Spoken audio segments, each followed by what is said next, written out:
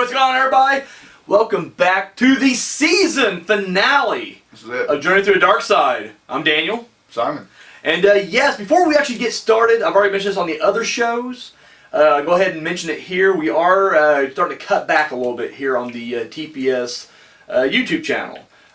We've already kind of discarded a couple shows. Some of the shows we just kind of scaled back. And so in the upcoming months, because once again, this is going to be the season finale anyways, we're going to take a couple of months off regardless. But we may start going to a different format of maybe just one show a month, maybe one or two shows a month, something like that. But just so you know ahead of time, that is kind of what the plan is going to be when we return with season 3. But, you know, blame the kid. Blame the kid. That's all I'm going to say. I washed my hands completely of this. I had nothing to do with any of it. I'm innocent. So it's not yours. Until that blood test comes back, I will. Anyways, no, just joking. Just joking. I was hoping it'd be yours. That way I can be like, it's all Simon, and I'm gonna go keep making these videos, and you can do it. But no, we're gonna scale back just a hair. But you know what? We'll get to that when we get there. We'll get that, yeah. What are we doing today? WWF Ground Zero, or In Your House Ground Zero, from the Louisville Gardens in Louisville, Kentucky. My father attended this show without me, of course, but. Did he ever rub it in your face a little bit? Oh, he probably did. Did he? He probably did. Because as we've discussed, Louisville, Kentucky is very close to Parts Unknown. Parts Unknown. We're just right across the bridge there almost. So yeah. But, and kind of a tendency I think we had at this show, and now business bound, Louisville. And I know Louisville is historically a wrestling town, though. And this venue is a big wrestling venue. 11,000. I overdid it, didn't I? I fucking overshot it.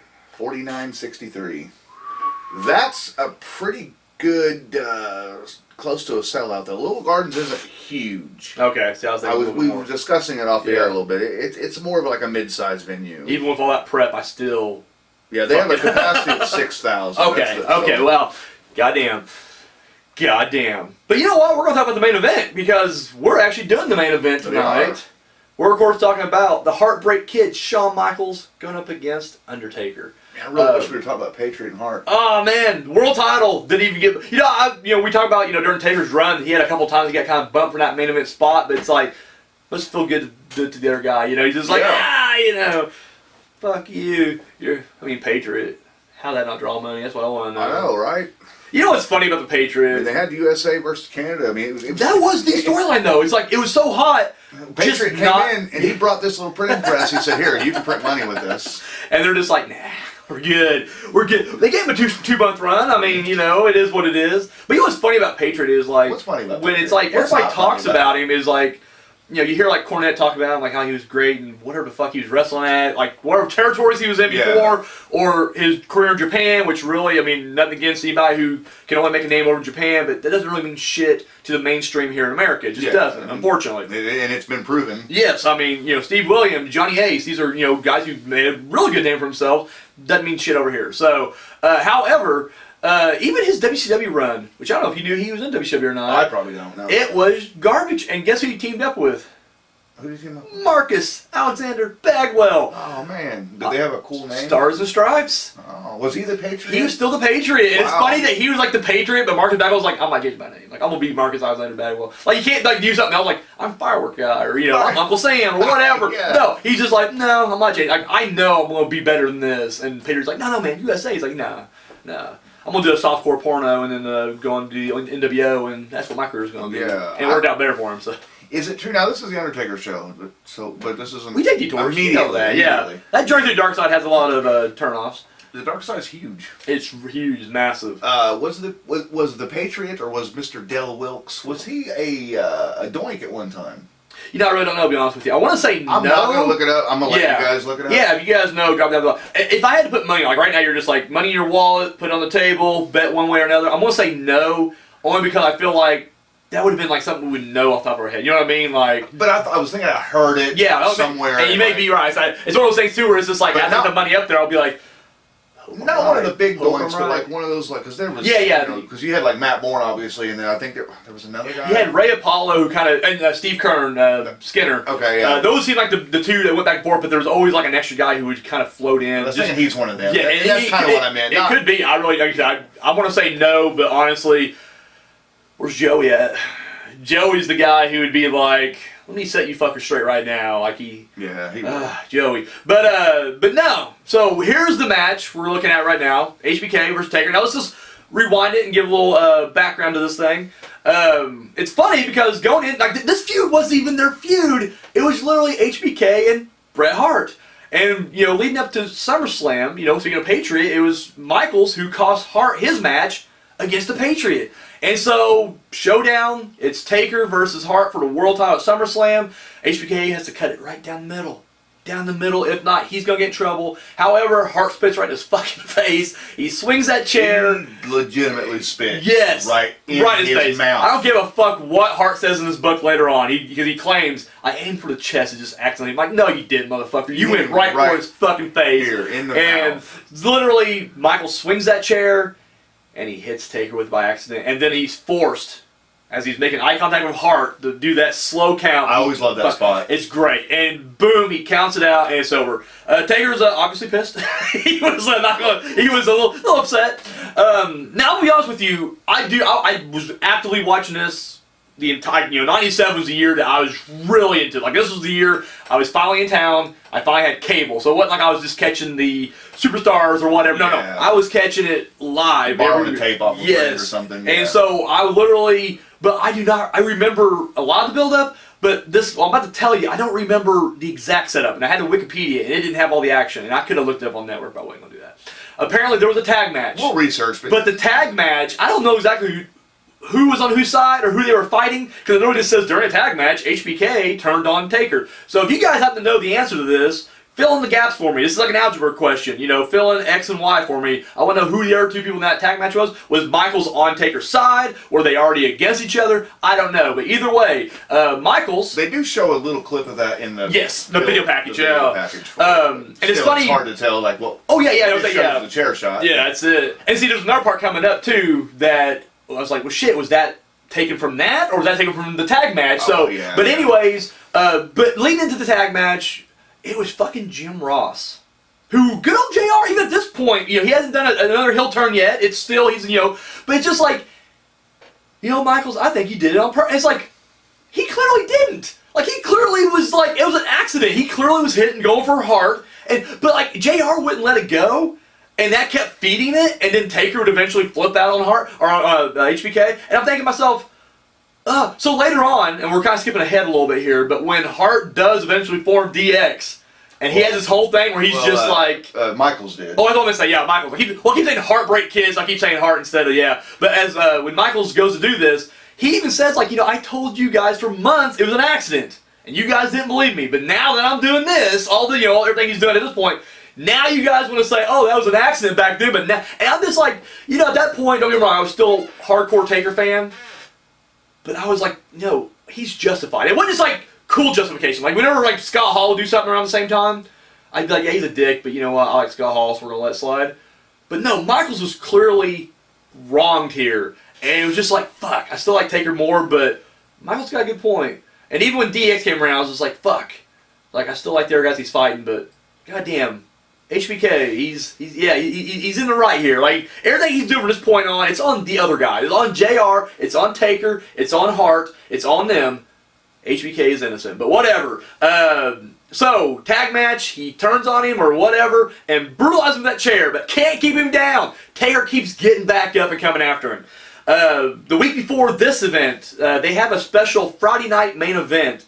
And on there, it was Hunter Hearst Helmsley taking on The Undertaker. And guess who interferes? Good old Shawn Michaels with a chair. And that's kind of the story they're really building up here, is that Michaels can't even hurt Taker unless he has a chair. And of course, this is going to be a regular match. And, I wonder if Triple H will play a factor in this at all. I'm sorry, Hunter Hearst Helmsley. We haven't quite started doing the Triple H just yet, but Hunter, or if he'll play a factor. I don't think probably over Triple H, Rick Rude, I don't think none of those guys. DX, they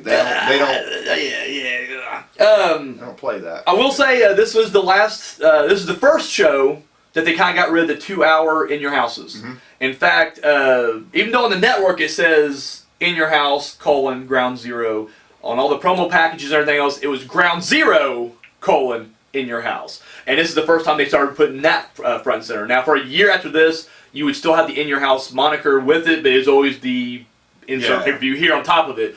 And they would eventually just get rid of the In Your House title altogether. Which I always thought was a shame. Not for a monthly pay-per-view, but they should at least brought it back for once a year. Just a regular In Your House. But that's just me, just nitpicking. This is also the last pay-per-view. Well, they did.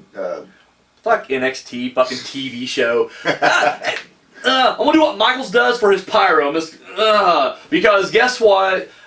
All these Great American Bashes, Halloween Havoc coming out. Fuck you. Oh, it's already been out, isn't it? Because this is November. It's Halloween Havoc already been out. Probably sucks. Yeah, but yeah, it's like these are TV shows for your developmental group. Fuck you. Vince has no love for any of this shit. Anyways, getting sidetracked. This is also last year that we will see the In Your House Suburban Home setup. Next month at Bad Blood. Gone. So this is kind of little historical things here and there. So we get to the match. Michaels comes out, and once again, good.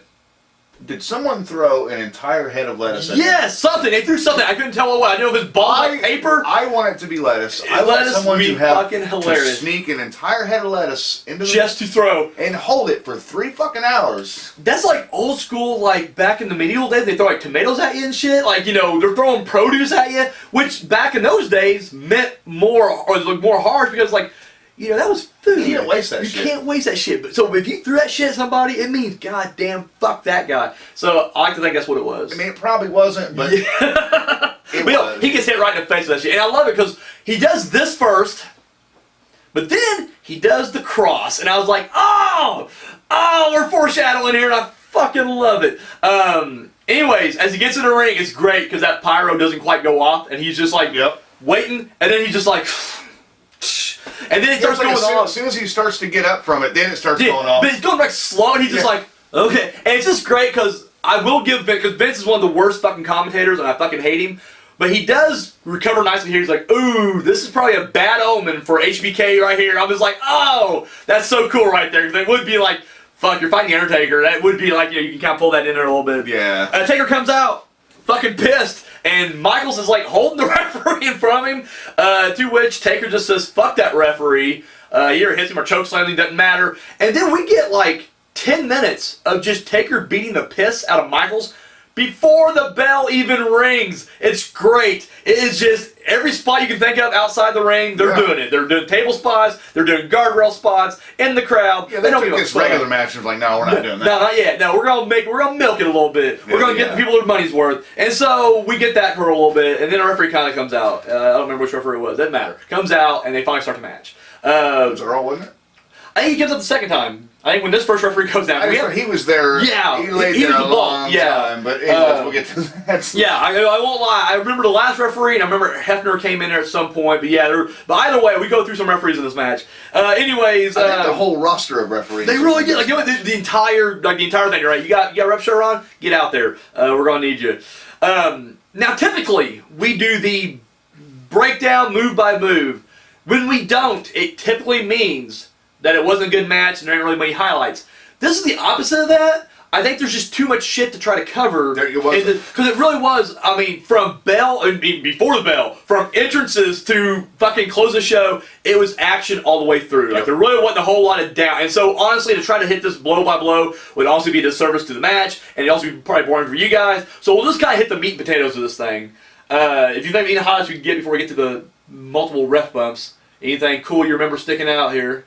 I mean, nothing like to me. Nothing like super like. Yeah. Oh my God, that's but it just like you said, action packed. Yeah, from bell to bell, and so at one point, Rick Rude comes out, and it should be noted that Rick Rude, this is his first appearance since since SummerSlam 1990, and he's kind of in the bodyguard role, but they don't call him a bodyguard. He is the insurance policy. Yes, and so which is kind of neat. I kind of like that whole thing. It's just a little different. Although I will say, in the grand scheme of things, he never did field DX. But then again, this was the beginning of it, so it kind of you get that pass. Well, like when you talk about DX members, like Rick Rude very often gets over. Like you're talking about the main three, off, and then the main five after that. So it's just like, and then there's always somebody that's like Rick Rude, like oh fuck right. He was in there for a minute. I forgot. I mean, technically, yeah. So, and I guess I should mention too that at this point we actually have a new commissioner. So in real life, Gorilla Monsoon's kind of getting, his health's getting kind of bad and everything, and he's making less and less appearances, even though he's still technically,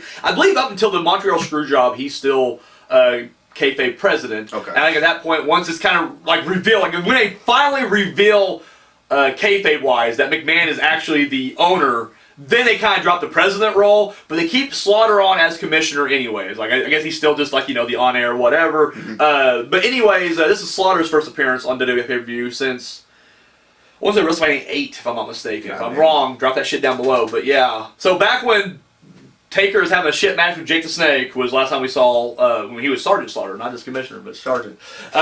So anyways, but yeah, at one point Michael starts to run away and he brings him back. But anyways, back to Rick Rude comes out and he slips Michael's the brass knucks. Bam-o! Blasting with it and he puts it in his tights. Right there next to his dick. And so anyways, match goes on. And at the point, Rude just walks out coolly, which I really like. I'm just like, was that really the game plan? Like, did he just go, listen, like, and later on Triple H comes out, so he's just like, listen, Hunter, when shit's going south, which is also like, when they decide when it goes south, because he's getting his ass kicked the entire fucking match. Like, at what point is Triple H like, I will wait a little bit. He'll be okay. But anyways, he's just like, Hunter, if I get in a spot, come out there, you stay by my side the entire time. He's like, yeah, no problem. Me and China's got your back. And it was like, Rude's just like, Rude, come out for like 5 seconds, give me some brass knucks, and you just walk away. He's like, all right, got you. And that's it. I was like, what? What? But whatever, it's gonna do it. So anyways, so he has brass knucks, he clobbers him with it, can't get it, and then he's pissed and he takes out the referee. That's the theme of the show, is when something don't go your right, and I got well, they brought the ref to, as if to say, like, this guy's on our side. Yeah. And he still couldn't get the count. Fuck you, and then, and then at one point, I won't say the first time you get a ref bump, it's accidental. It is like they get whipped in the corner. But then at one point, Michael's picture referee like, you okay? Are you okay? Oh, I don't think, and he hits his head right into the turnbuckle. Well, and that's when it's in that period where Hebner had come out and he had taken a ref bump, and he just laid there. Oh yeah, no, the rest of the match almost. He milks it, yeah. And Michael's, I don't know if he did it more than once, but I know he did it once. He just like walked over to him and like kicked him in the head. Yes. It reminds me right of back to the old SmackDown game. Now anymore, you get a SmackDown game and you hit the ref a couple times, you're just disqualified. I'm like, dude, he didn't call it disqualification. Fuck you, that referee's unconscious, but you hit him like 4 times, you're like, DQ comes up. Yeah. But in the old ones, when you first had the referees and you started doing referee bumps, you could beat the fuck. As long as you didn't strike them head on. If you kept punching, they just you. But if you did moves to them, dude, they couldn't do shit to you. It was great, and I loved it. That's what it reminded me of, because I would do that shit to my brother all the time and piss him off. Like, I'd be like, oh, sorry, I can't count, referees though. Oh, no. I guess I'm going to torture you the rest of the fucking match now. Oh, we're going to do things my way. It was great. Or if you were maybe on the losing end, you might never take out the ref. Never happened for me. Not for me, anyway. Go ahead and me. My brother was never that good at it. I'll tell you whose brother is good at that game, though. This dude.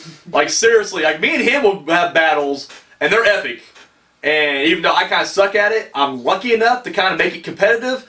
But then his brother gets in and it's just like, fuck, we're both there is no epic to it. There's nothing. It's literally it's a squash match. It's a squash match on video game. Dude knows what he's doing. He's a good online player. Well, I'm sure. You have to be really good. Exactly. That's where the elite, the best of the best, the 1% of good players go online. But anyway, so referee's down. At this point, Hunter Hearst Helmsley and China come out. We get some more butt fuckery, and they're just attacking Taker. At one point, Taker he lays out Michaels and reaches into his pants and pulls out the brass knucks. Yep, and right in there. He lays him out. He did grab him pretty quick, so it's not like it wasn't like. Well, where they at? Where they at? Damn it, not that. And Michael's just like, dude, you're not even on the right side. You know where they're at. He's like, nope, it's over here somewhere. Oh, it's on this pan. Like, sorry, I was, I guess we should bring this up, I guess. Go ahead. The crowd. Oh my God.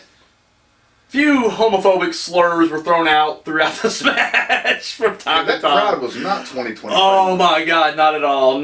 They were literally 97 Louisville for sure. And they were mic'd heavily. Yeah, and funny because like when they're yelling it, commentary's just quiet. Like they're listening to like, oh, this is hilarious. But like the camera angle's like way up. You know, and do you still hear? It's like this one group in a corner. Like, down from the ramp and. Just dropping it hardcore. For whatever reason, that's where they must have had their hard mic or whatever they call it. I don't know. They know they have a hard cam. I don't know if they have a hard mic, but they have something hard. I want to make an erection joke, but I really blanked. It's early. Anyways, if you think about it, like, there we go. No, they dropped the hard Q. They dropped the hard F. It's just like, oh my, it's just loud. Yeah, I mean, blatant. And yeah, like not even like apologetic. Like literally not even like a. It's funny. And at one point, I think I heard a kid say something. I'm sure. I'm positive. Yeah. It's just Louisville, Kentucky. It's just funny. Hey, that's where Cornette's from. So there you go. I just remember a year or so ago. It was an indie guy. I couldn't tell you who they were now. I'm not gonna drag you into the mud here or whatever, But it was literally like on Twitter. Somebody was just like, I'm glad that so and so ejected the fans from an indie show for using a homophobic slur. And I don't know what the context was, but apparently a wrestler went out there, someone yelled a word, and they literally stopped the show, a sporting event. They're like, we're done, you leave. And they did it. Now, whatever, it's good, glad, Same time, it's just like, holy shit, like, that wasn't even thought of. Like, there's not one time where Big Man was just saying, like, should I try to eject a guy? He's like, no, I'm gonna be quiet so people at home can hear these fucking words. Like, he's like, not even trying to talk over, not trying to be like, well, anyway, there's the thing, HBK, back up. No, he literally just goes, no, I want to hear the rest of this guy. Well, he probably was loving it. Secretly. Oh, absolutely. Back of his mind, he's loving it. I've heard him and Laura both just kind of like, and then they're like, okay, he's done. Okay, now we're back to the act. It's just like, oh my god, it's ridiculous. So anyways, I don't know if like, especially like when Triple H and them came out, like when they would be out in the ring, outside of the ring, they would fight in that area a lot. So I don't know if they knew that and they were just like, yeah, come on. Yeah, exactly. I mean, honestly, the crowd was rabid and it was heat for sure. So it's like, I guess if you're the heel, you're like, I'm going to that corner because I know they're going to get the best reaction. Guys over there, like, absolutely. So I mean, honestly, hey, it is what it is. How are you think fucking lettuce at me? So. Threw a fucking salad at me, motherfuckers. So anyways, Taker reaches in, grabs the brass knucks, and takes Michaels out. Good. I thought his hit looked a lot better than Michaels. Oh yeah, it definitely did. Puts him down. Referee slowly goes on. And I will say this, I love this about the referee. Granted, he's just trying to milk it more, but I hate when referees at a ref bump will just crawl over and like your shoulder's right over there, like you're pinned, like you're right here. Yeah. And it's just like he's over here. He has no view, but he's just like. He's like, motherfucker, you're not seeing this. He kicked out like 10 minutes ago. You're still counting the three. It's like, fuck you. But Hefner literally goes over and he's there and he's just like, shit, I'm not in position. And he literally crawls that extra little bang. That what makes a great referee to me. Like those little details right there. Because I'm thinking to myself, I'm that anal retentive that if I'm a referee, I'm not going to fake count you until I see both your shoulders down. Like, that's just all there is to it. Yeah. So if I'm not in position, I will get in position because that's my fucking job. Anyways, 1, 2, and Michaels kicks out. And at this point, we should mention Michaels got he got cut the hard way. Lower underneath his eye right there. Nothing too brutal. Wasn't Vader from Final Four or anything, but still, it looked like it hurt. I'm sure it stung a little bit. Taker's pissed. You didn't get the 3? You didn't get the 2? Fuck, he chokeslams him. Which I mean, who's the fucking heel in this match? Well, in all fairness, he was attacking referees back in Royal Rumble 97. Okay. He's in a bad mood. Taker's in a bad mood. He was pissed before the title run. He's pissed after his title run. So if you're a referee, just don't get in his way. This is why referees always do that spot where they're like, oh shit, and they run him out of the ring. Whenever he turns around on him, they're like, come on, Taker. 1, 2, oh shit. Jumped in the rope, and Red Taker's like, yeah, that's what I thought. Because they know. He will not hesitate to choke that motherfucker. Lawler said numerous times, or McMahon said numerous times, do they respect the Undertaker or just fear? Fear him, yes. And you know it's fear. No, it's fear. It's fucking fear. That's all there is to it. So anyways, at this point, they're still fighting. There were several times that he could have been disqualified. Oh, yeah. Absolutely. And, they're afraid of him. They're afraid of the dead man. So we get a reversal out of the tombstone, reversal out of the Sweet Chin music, and then a huge jumping lariat, and then Tim White comes out. He's just like, we're done. Throwing the fucking match out. Okay, real quick. Yeah, I'm sure you have something on this, and I do too. Okay. I have 2 views on this right now. All right, go ahead, yeah. Give me both of them. You want the more positive or the more negative first? Give me the negative one first. We'll end on a good note. This shit don't fucking happen. Refs don't just run out and I'm not saying it don't happen, but yeah. This is the short. It was fucking dumb. It was stupid, and he should have came out like the other refs and did his fucking job. In all justification though, it's like hold on, went through 3 referees. So, but go ahead. On the other side, you don't see that very often, and it kind of gives just a hair of like realism to it because how many referees had to be beat up every time another ref comes out, another ref comes out, another ref comes out, and then Tim White's like, no, we're not doing this. I'm the official now. This match is over. I was gonna ask you. Let's say you're a senior referee. Mm-hmm. You're making your own rule book. You have to comply with WWF, but they can you can get some money. How many referees do you go through before you do throw a match out? Okay, referee. Let's say the ref bump. We'll pretend it's regular ref bumps and not just blatant beating the fuck out of referees. Well, see, regular ref bumps. No, there's no throwing out. So then you're just gonna keep going. Now, in that blatant case, beating the shit out of referees. What do you do? How many? I mean, that seemed to be about three. Three. So three's the number, right? Well, and then three if you count the individual refs, but then the individual, or if you count the attacks, it was more like 6 or 7. Yeah, there was quite a bit more, yeah. Because then, like you said, there'd be times where referee's starting to get back up, and he's just like, no, you're not, bam, back down. Or, hey, are you okay, buddy? And they go, you feel like, oh, I don't think so, and then take him down. So, yeah. Or it's like, again, in that more realistic view, like, after the 18th time that Earl Hebner got fucking choke slammed and stomped and thrown into why didn't he just get up and go, yeah, I'm done. Of course, I mean, maybe he couldn't. I'm sure his brain was scrambled at that point. Probably just like, fuck, am I still... He was still trying to count. And do yeah. But it's like, so I no one's even down. He's just over in the corner by himself. It's like, I look at it as a positive thing because usually that don't, the refs will just keep coming out and doing their things. But again, it's just such a negative because it was such a piss poor. I don't want to be an asshole here. Go ahead. They literally did this exact same spot during the same calendar year, just a few months earlier, with Shawn Michaels and Stone Cold Steve Austin at King's Ring 97. And same thing, where they kept fighting, and then like a referee, it's really the same thing. Austin would have the match won, because the referee was kind of slow after a ref bump. He'd go to their 1-2 kick out. Austin's like, fuck you, stunner. HBK would jump from behind. He'd hit him, sweet chin music. Referee finally getting up from the stunner. Oh, God, 1, 2, no. Sweet chin music, you. And so they eventually worked the same thing. Now, the fact that I'm literally watching all these in chronological order is why I noticed that right off the back. I was like, fuck, this is the same. And I knew going into it there was going to be no contest. I was just like, oh, shit, we just did this with Michaels as well. Like, it was literally like, it's the Shawn Michaels playbook. Like, you know what? When things ain't going my way, heck the referee, because they'll eventually throw it out. So Michaels been kicking refs' ass for a while. Exactly, yeah. He's been doing it for a minute. So so they didn't do the thing with him. Together. It's just like, fucking, you knew what they expected at this point. So anyways, the fight keeps going. Triple H gets in there. He gets kind of sloppily thrown in he gets a weak ass, like, you're trying to get a chokeslam spot, but he just couldn't quite get him up and over. Which, granted, Taker's been wrestling for a good... Yeah. 18-minute match probably, on top of the 10-minute brawl before the match. So it's like, yeah, he's been going for a while. Give the guy some credit, especially when he's going to do something here in a second that's just like, fucking everything else is forgiven. He takes Triple H, throws him in the HBK. Michaels finally gets the chair. We lay out Taker for a minute, but then he eventually comes back. We get a big pull apart. The entire locker room vacates to pull apart. During the pull apart, DX is on the outside, and Taker does his infamous fucking every highlight reel that we've ever shown with Taker in it, ever.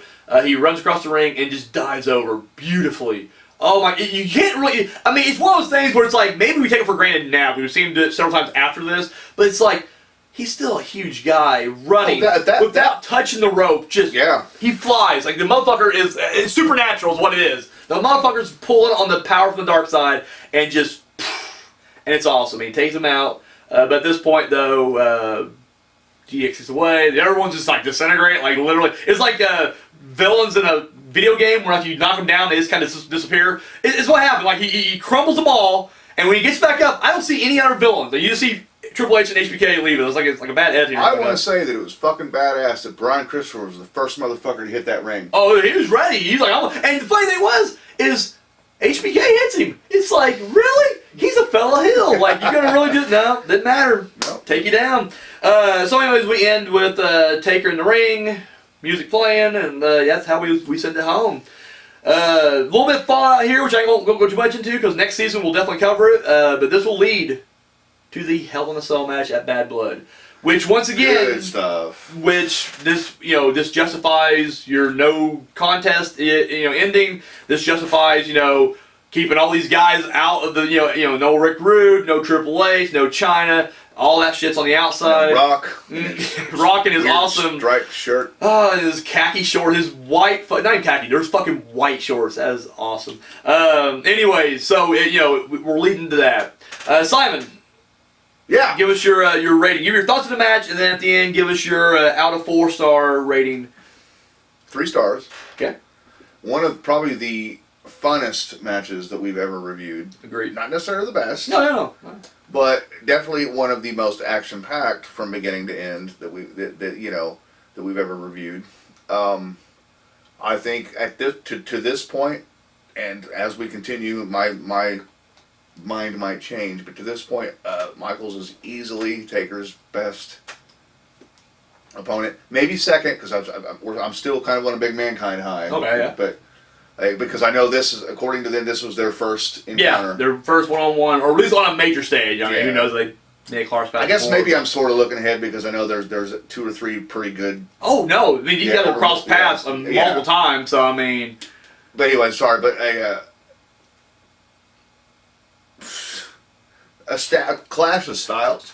Kind of. I mean, Undertaker's already kind of been in that now. You know? Yeah. Like we said months and months and months ago, like it was finally these matches started getting better when Undertaker stopped working with just whoever the biggest guy. Exactly. Yeah. So, but Michaels is on his game, and knowing again, like not really foreshadowing, but spoiler alert. Yeah. Michaels was nearing the end of his. Yeah. I mean, not the end of his career, but the end of his run for quite a while. I mean, it really was at the time, it was the end of his career. So, I mean, yeah. And we know that he's, behind the scenes, at this time, he's struggling with addiction issues and also health and issues. Attitude problems, too. I mean, literally just a little bit of everything, yeah. Kind of just, bad time. He's, at this Shawn Michaels, and I mean, we've seen it already here for a while, but this is the Shawn Michaels when everybody thinks of Shawn Michaels. This is the Shawn Michaels that we think of. Yeah, absolutely. For better or for worse. Well, I mean, it's a mix of it, because once again, it's like, how bad he is backstage, but at the same time, he's putting on the best fucking performances. I was going to say, with all that said, with his back issues and knees and his smiles and the drugs and the alcohol and just the outrageousness and out of control. Politics and all that shit. He still gets in the ring because, again, I bring him up every episode because I get paid for it. Yeah. But, top 5 people Cornette hates. Shawn Michaels is there. I'm not sure where. Yeah. No, you're right though. But he will, in rare Cornette form, will always praise his in-ring work. Even he'll go and tell a story about how Shawn Michaels is the biggest asshole backstage, and everybody hated him, and Cornette hated him, wanted to kill him, and blah, blah, blah. But as soon as he'll talk about a match or something, oh yeah, natural athlete, just perfect performer. I mean, credit where credit's due, kind of thing. Absolutely. But so it's like knowing all that what's going on at this time, like, and seeing that, it's like, because in '97 there wasn't internet, but I always use that. When I say, well, it was before the internet. What I mean by that is, like, it was before, like, everybody had it, and dirt sheets and all this. Smart fans, the smart fans are starting to trickle in. Yeah. Coming in through Philadelphia, but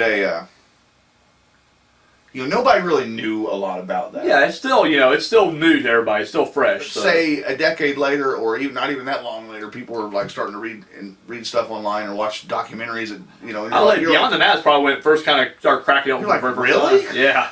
Like, he was that fucked up when he did that match? Yeah. No way. So I mean, I guess I kind of got off track as far as reviewing the match itself, but like, there really ain't much to review. And again, like you said, in a good way. Like, but it's just like, I don't know. I'm losing. 3 stars. 3 stars and just, but. I will say, I'm going to agree with you 3 stars. In fact, I was so close to giving it 4. I feel like this is a match that's often forgot about, because when you think of... It's like 3.7? Yeah, obviously. I mean, honestly, yeah. Because it's just one of those things where I feel like when people think about, even from this era, Taker and HBK, it's obviously Bad Blood, the casket match at Royal Rumble. Those are what you think about. You rarely think about this match, and I think it's unfortunate because... I think it's just because of the show. It is. It's once again, it was kind of a lackluster show in all, but at the same time, this was building towards Bad Blood. This was building towards Hell in a Cell. So it's like, in that respect, though, I still think it did its job phenomenally. I think it really is, like I said, like you said earlier, action all here. It's entertaining. Like I said, we didn't have a lot to break down because it was just like, so much was happening. Like, it really was all killer, no filler. It was, you didn't have like a fucking headlock that went on for a few minutes. You didn't have Taker doing a nerve hold, or trying to stuff it. No, it was just like bam, bam, bam. You keep going, get to the end. It's like, holy shit. After all that, he's still able to jump over the. Yeah. I mean, it really is just fantastic. By a good amount, And so it's just one of those things where it's like I'm getting 3 as well. So overall 3 across the board, 3-star match. I feel like really the ending is the only thing that lost a star for me.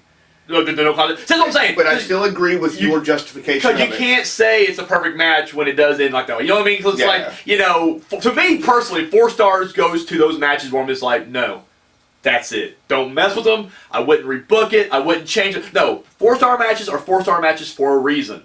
And I feel like this was so close, but at the same time, it's like, well, it had to end in no contest. You have to set it up, but at the same time, you shouldn't lose sight of the fact that it was just a great match going. Like, once again, it's a throwaway in your house match, but goddamn, what a throwaway in your house match it was, So no, it was incredible. I'm getting 3 stars. Anything else you want to add before we wrap this puppy up? No, sir. I'm glad to end on a very high note. Very high note. It's funny because next week, the season finale, we'll be doing our top 10, and I'll have a little video package set up for that, little 2-minute thing or whatever. Already looking ahead, like I pulled out the old notebook, because what we do is take all the matches we reviewed up to this point. So it's going to be from 1990 all the way up to In Your House, Ground Zero. And it's just funny because I can already see, like, maybe only 1 or 2 matches from the other top 10 may even make it to this top 10, because it's like, this was the season that we finally got into great matches. No, this year, this 97. Yeah, by itself. Forget 96 when it was first Mankind and him. Like, that was incredible as well. But it's like, then we get to 97, it's like, fuck me. Bret Hart, Shawn Michaels, Mankind, all 3 of these things, I think these guys were the ones that really elevated his game. I'm not saying he didn't have good matches with other people. I think there were a couple good Goldust matches. Not all of them. There were a couple good ones. I think him and Diesel, solid.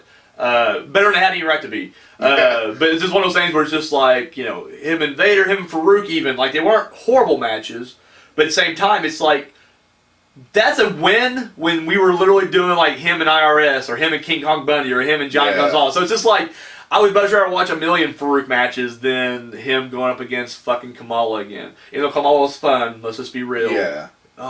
Good thing they were only like 3-minute matches, because seriously, couldn't do a full whatever. So, anyways, that's the season right there, man. So, guys, I'm Daniel. I'm Simon, and catch us on season 4. 3. Are we going into 3? We're on season 2 right now. Yeah. So we'll catch you guys at season 3. So Bad Blood 97 In Your House. Boom. Actually, no, we won't. No. One night stand. We got one more event before then. You're gonna cut all this out? Do we? You better believe that. Yeah. We'll from the beginning. Take it from the top. Take it from the top. Everybody from top. All right, guys. See you later. Oh shit! Didn't always run. Sorry. Hi. Thank you for watching that video. Be sure to give us a thumbs up, share it, subscribe to our channel. All that good stuff you do right here on YouTube, go ahead and do it. Check out our other videos. Go to our playlist. We got episodes of TPS TV, Journey Through the Darkside. We got a new show coming out, the horror movie review with Daniel Richardson. This guy. And of course, our short film, Entropy. You can find all that and more right here on YouTube. And then check out, yeah, look at that. All of our social media right there. And we don't just, copy and paste like the same post and put it on all. No, that's ridiculous. 3 different platforms, 3 different posts. I mean, the behind the scenes stuff you see on Twitter will not be the same stuff you see on Instagram. So there you go, right there. So be sure to give us a follow and a like on all that right there. Keep up to date. Have you seen Unspeakable Acts yet? No? Come on. Pick you up the DVD right now. Links over there. Oh, yeah. It's only $7. $3 shipping and handling. And of course, if you've already seen it and you haven't seen the Public Domain Dungeon yet, boom, $5 DVD right there. So 5 S&P as well. Or sorry, 3 S&P as well. So there you go. Do that. And if you got the spare change, you want to hit us up, donate a little bit over here to TPS Productions. Our Patreon is right there. Oh yeah. So that's all we. Oh my God, sorry. I'm getting fired, ain't I? Yeah, that's all we got. Thank you for watching.